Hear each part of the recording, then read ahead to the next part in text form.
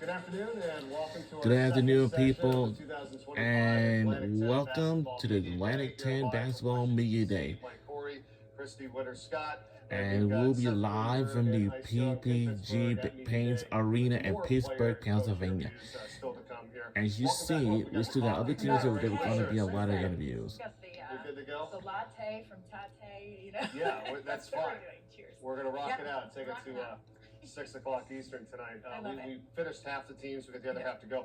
But in a moment, we'll hear from the commissioner, Bernadette McLean. Yes, and Bernie, I love her so much. She was the head coach at Georgia Tech when I was a player at Maryland, and so just always ingratiating herself, not only with her Ernie. team, but within the conference and the ACC at that time, but of course now as the commissioner of the A10. Yeah, a lot of great There's accolades another and things way. that happened last year too. If I mean, the postseason was incredible. I mean, I know they would have liked to have obviously more to the NCAA tournament, but you know, have 12 teams are earning postseason bids.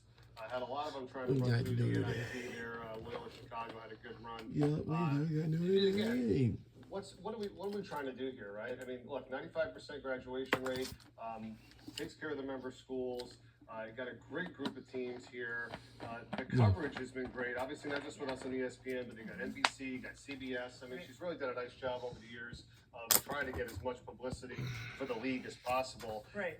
Times have changed a little bit in terms of how many teams keep getting in. But on the women's side, it was good last year with a nice at-large for Richmond, which is certainly well-deserved as they fell in the semis of the tournament. Yeah, absolutely. I mean, for Richmond to do what they did last year, I mean, they were just a stalwart in terms of being a unified team in terms of how to play on both sides of the ball.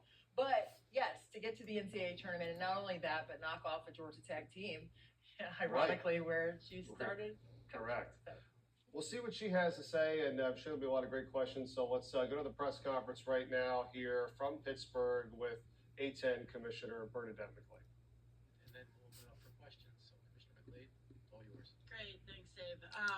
Thank you all for being here. Appreciate all that you do. As I said in my opening remarks, not only for the storytelling, but the great reporting throughout the course of the year. You know, Media Day is always really a fun time of the year. I often say tongue-in-cheek, the best thing about football season is basketball is right around the corner.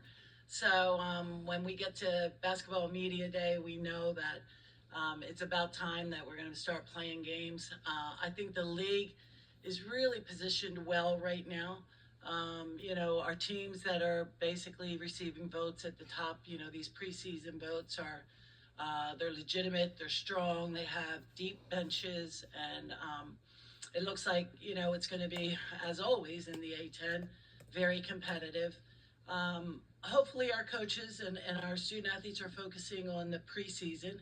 Our non-conference schedule from an NCAA standpoint, as you know, a lot of your resume is really, you know, determined early in the non-conference season. We have some outstanding non-conference matchups that are on the books. So I feel like at least the opportunity is there. You have to have the opportunity before you can literally get out on the court, and then you have to beat teams. So I am confident in the upper echelon of our league.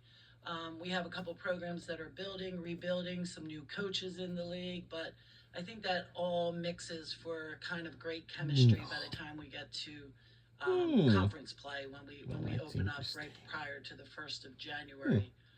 50th anniversary, you know, what can I say? Hopefully all of you had a chance to get into the luncheon and you weren't back here just making notes. You know, we really did think seriously about, you know, when do we sort of tip off the celebration of the 50th anniversary? We knew that we wanted to do really some nice special things throughout the course of the year, not only here at Media Day, but like at our volleyball championship and our basketball championships and some of our other larger championships, so that we really cover a range of our student athletes. We did something really special that the students have really liked. We basically provided for all of our student athletes in all of our sports, I think it was over like 6,000 long sleeve t-shirts that have all of the logos down the arm of the t-shirt.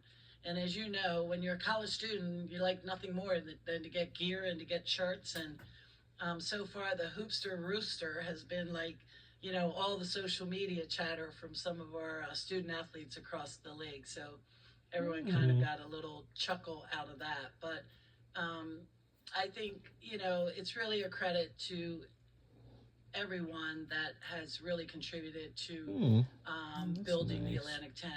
And the 50th anniversary is big for all of us, but when you really look at it, we're a young league. We're a young conference. And I think the growth potential certainly is unlimited, and we hope that we can continue to be not only super successful in the sport of men's and women's basketball, but we've had great success in multiple teams in our soccer programs and our volleyball programs, and would like to certainly continue that tradition. Again, a lot of support from our presidents and athletic directors as we're in this new world environment of NIL, post-house settlement. The waters are kind of turbulent in intercollegiate athletics when you look at it in the big picture. We're trying to stay focused on what's best for the A10, which obviously is to bear down with basketball season as our flagship sport and win games and be in a position to be in championships come spring. But nonetheless, our member institutions are committing a lot of resources to helping our student athlete monetize their name, image, and likeness. And that is the future. And we are hopefully going to be a very relevant part of the future. So I'll kind of hold up there and happy to take any questions. Just raise your hand and Amanda will get you the mic, and then just identify yourself before you ask your question.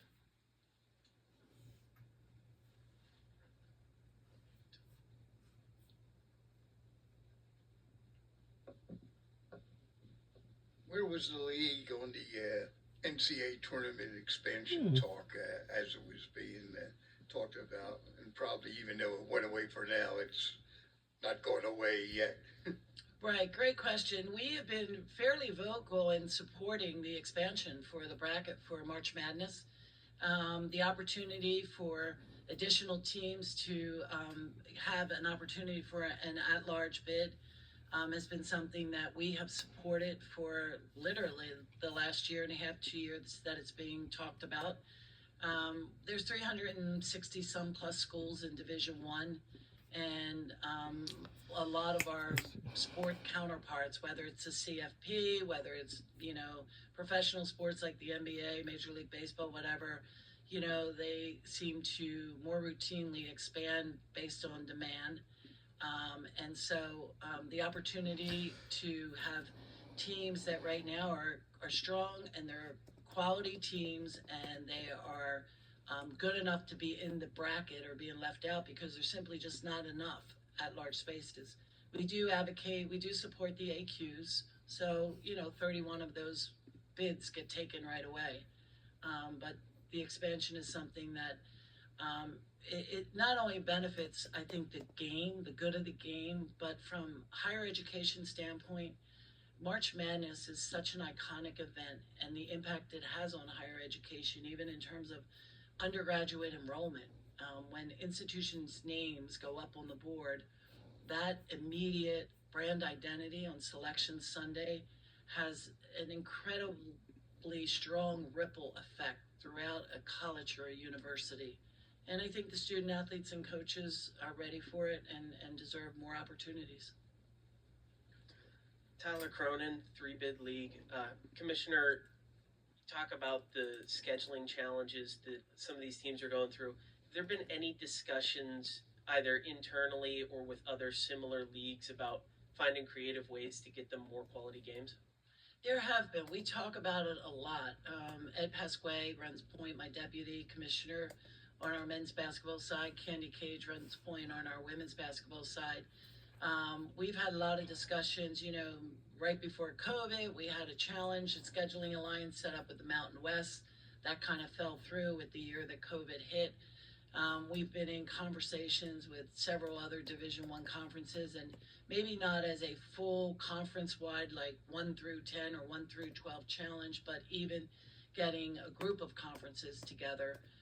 And maybe, 4 teams from each conference, we end up with 12 teams and putting together some creative scheduling because not only do you have to have strong non-conference schedules and you have to win those games, but you have to get them on your schedules to start with. And we know the world of the MTEs is changing a little bit right now. So we relied heavily on MTEs. I think we have every single team in an MTE this year, but the makeup of those are changing a little bit. So we are looking at some other creative ways to at least build a scheduling alliance or two. Zach. Bernie, Zach Weiss, Pittsburgh Sports Now, Atlantic10.com. You mentioned, and we've highlighted the 50 years throughout this entire day.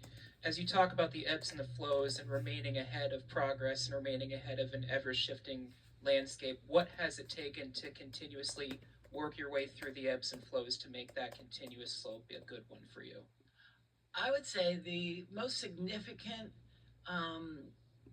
thing that has helped, at least in my tenure as commissioner, to be successful for us to grow and expand our reach has been the cooperation of the athletic directors that I work directly with and the president's council, who ultimately is who I report to, and they make decisions. And I'll just throw a few examples. When I first took the job, our championship was in Atlantic City, and I'm a Jersey girl. I love Atlantic City, but it wasn't exactly the right venue. And so, we negotiated the opportunity to be the first collegiate Division I championship in Barclays, and we actually signed that contract before Barclays construction was even finished. And there were some doubters out there. And we, when I presented it to the President's Council, they easily could have said, no, that's too much risk. But they didn't. They believed in basically the picture that I was able to build for them and what we could do. And, that has it has served the conference well to be able to move into NBA arenas, to be able to negotiate bigger and larger TV contracts. We were a one network type of conference, and then we signed a contract in, I think, 2013 or 14 when we went with CBS, ESPN, NBC, which is now Versant, and USA. But again, we had to be willing to be flexible, and I needed the membership to be flexible because I couldn't unilaterally say, oh, I'm going to do 3 different media contracts. And so we had to establish, a selection order and who goes first, who goes second, what's the rights fee, how much is it, per game and per contest. So I would say what has made the Atlantic 10, I think, continue to be relevant and successful has been the flexibility of, I would say, my leadership that I work for, that they are willing to take risk, and they understand that, we might not have the cachet of football to, move the needle. So we have to be willing to take a few chances, which we've done, and fortunately they've paid off well. Tristan Freeman, Bustin' Brackets. Commissioner, you talked about the House settlement and sort of the buy-in from all the programs. In the future, will there ever be any sort of mandate or specific requirements from each school in terms of resources allocated that may be imposed on them?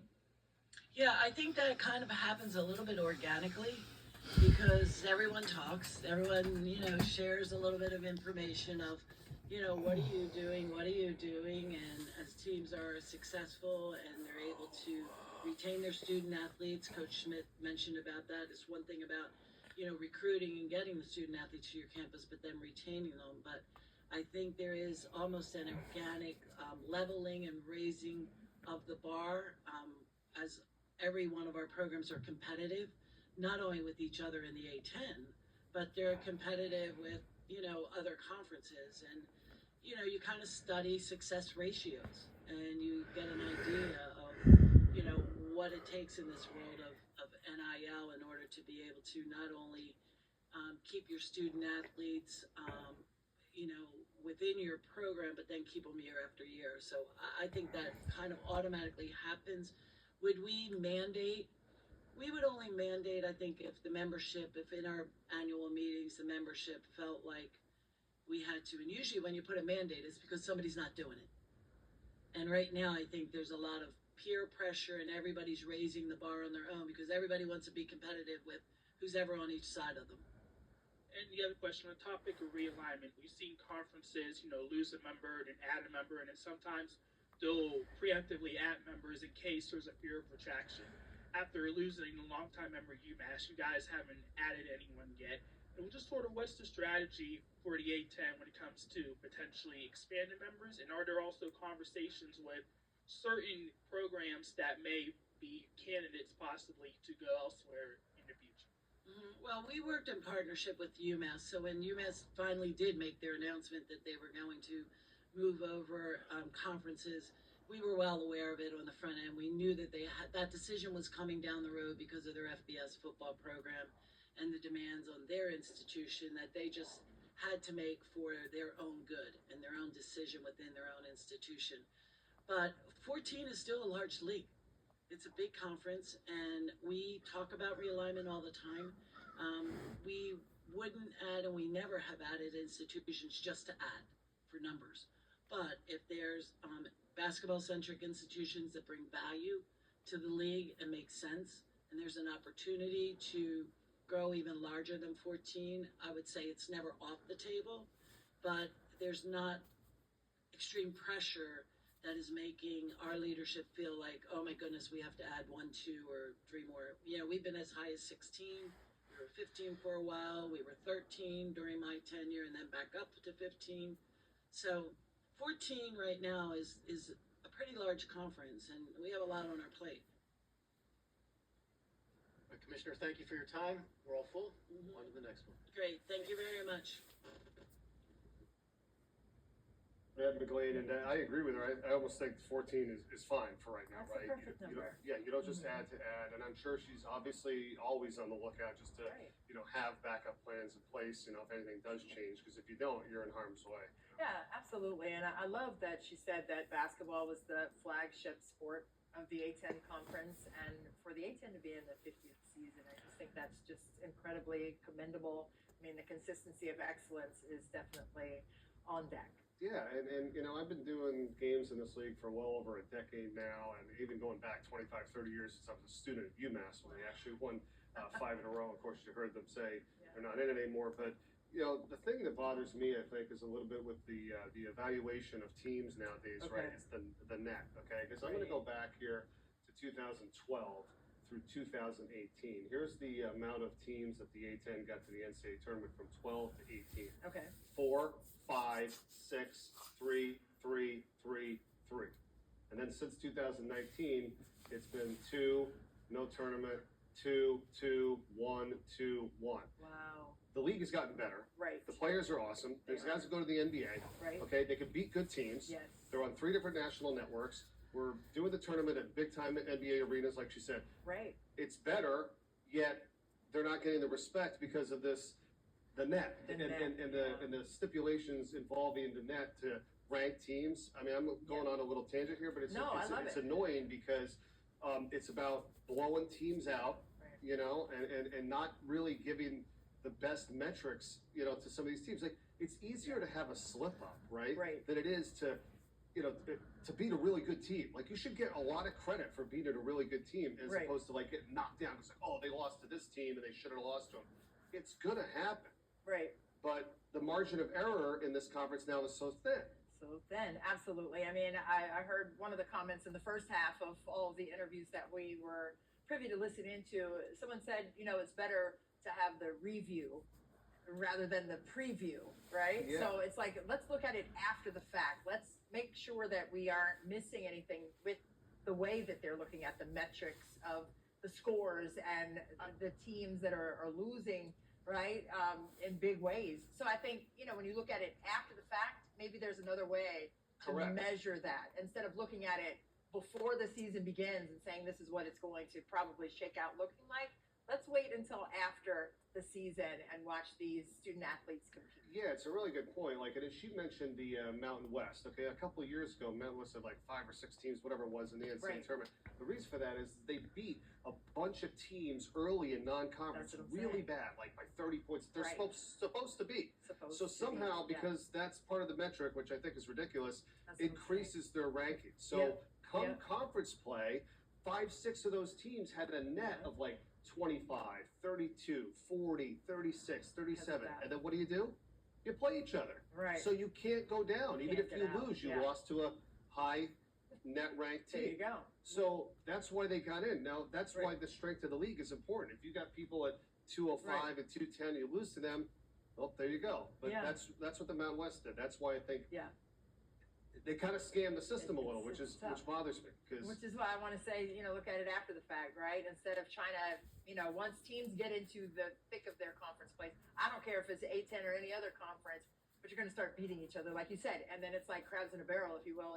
No one can really gain traction or leverage 100%. to show their worth, Yeah. right? And that's why you see all of the teams that we have shown so far today, what they're doing in terms of scheduling.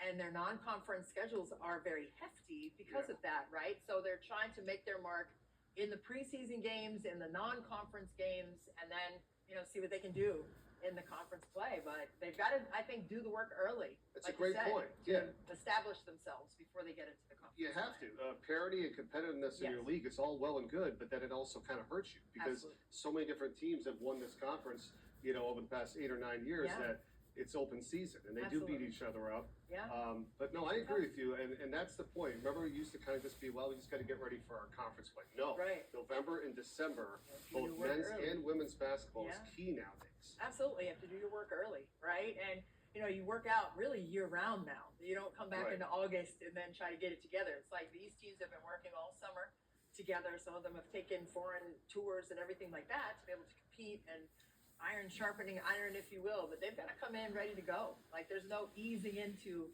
the non-conference portion of the season. Right, right. And when she talked about the expansion, that Yeah. could be all well and good, but it's not going to help unless they change the evaluation method. Right. Because then you might just get the entire SEC in or the entire Big Ten. Like, Yeah. that's not what we wanted here. Right. Like, we want more teams so that maybe the A10, maybe the American, Exactly. maybe the Mountain West, I don't know, somebody else has a True. chance to get in because they're that good Right. and will beat teams in the tournament. Absolutely, and it's opportunity, right? Yeah. And I think that will definitely be something to look at and think about. All right, more from the commissioner. Here's Seth. Mike, thank you very much. I'm here with the commissioner, and we were just talking about NCAA tournament expansion. And I'm with you. I think 76 is the number. To me, for a lot of different reasons, but a lot of what you just talked about when you were in there in the interview room. Kind of you just really quickly review that, because I think we're talking about student athlete welfare and giving them the best college experience. The number of teams that are playing college basketball today, that something has to happen. This is a good decision. I think 76. Yeah, I agree with you. And there's over 360 some Division I schools, and to be able to expand the opportunities for the student athletes to get into March Madness from 68 to 76 makes a ton of sense. There are quality teams that are capable of being in the bracket that simply are being left out because there are not enough at-large slots. And it's not only about just the student athletes that get that unbelievable opportunity of seeing their team name go up on Selection Sunday, but from a higher education standpoint, I'm an educator, and colleges and universities, March Madness is so iconic. When an institution's name go up there, even if you're the last school in, what that does for the brand identity and the affinity for that institution often has reverberating positive effects for years, even bumping up undergraduate enrollment for students that don't even play sports. The other thing, you talk about scheduling. Scheduling is really hard. When I was a head coach, the hardest thing to do is schedule. How do you schedule? Every institution schedules for their best interest, but overseeing a league, is there a scheduling model that you'd like to see your teams have an opportunity to have? There is, but my seeing that and knowing that opportunity is because you have to be able to play teams that are tournament caliber teams in the non-conference, teams that have either been to March Madness the year before or probably teed up to do so in that year. They have to come out of conferences that are stronger than your conference. So we're ranked this past year the 8th strongest conference in the country. We need some non-conference games against 7, 6, 5, 4, 3, 2, and 1, and we're willing to play them. But as you know, it's really hard to get those games. And so we have really relied and leaned into MTEs, but even MTEs are getting a little bit Shrinking down. challenging, for contests. So I do think that the selection committee could have a little bit of impact here in terms of weighing the value of teams and giving them more value in terms of how they do schedule non-conference to kind of give some of the top teams a little nudge to play more than just their own conference teams. Commissioner, incredible celebration of 50 years of the history of the Atlantic 10. Incredible luncheon to celebrate the coaches, the players, and the history. So congratulations, and this conference isn't going anywhere. Thank you for saying so. We did have a wonderful luncheon. I mean, that panel with the coaches and the former student athletes and recognizing our former commissioners and 300 people in the room. It was fun, and we're going to celebrate all year, so don't go away. Mike, you're going to be part of that celebration, and back to you guys in the studio. Yes, we will. Thank you, Seth, and thanks, Commissioner. Absolutely, and she brought up some great points. She did. We heard it. It is hard to schedule. We get that. Yeah. So there's got to be something said there about, hey, can you make them play a few more of these games? Right. That really, Non-conference. yeah. Yeah, I mean, I think that makes a lot of sense. So we'll see what that looks like moving forward. Right. But at the same time, you don't want it to do damage to you either Correct. in terms of the metrics. Yep. More talk on that later. But Mark Schmidt and the St. Bonaventure Bonnies are ready at the stage in Pittsburgh. Let's go to them.